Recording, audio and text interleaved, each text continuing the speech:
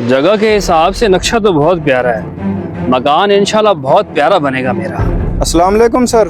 वालेकुम अस्सलाम। आ गए राशिद तुम? जी साहब जी, बताएं क्या काम है? काम कुछ ज्यादा नहीं है। कल ये मैंने भर्ती डलवाई है, इसको जरा बराबर कर दो। और हाँ, वो जो सामने गेट है ना, इस गेट की जरा इंटरेस्ट ठीक कर दो। आने जाने में बड़ी परेशानी हो रही है। ठीक है सर जी, आप बेफिक्र हो जाएं, शाम तक इंशाल्लाह सारा काम हो जाएगा। ठीक है, मैं अब चलता हूँ।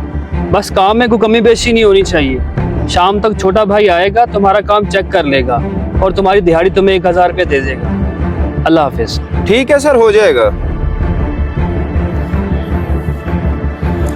शुक्र है मेरे मालिक, काफी दिनों से घर में राशन भी नहीं था और काम भी नहीं मिल रहा था। चलो आज का राशन तो ले जाऊंगा इंशाल्लाह।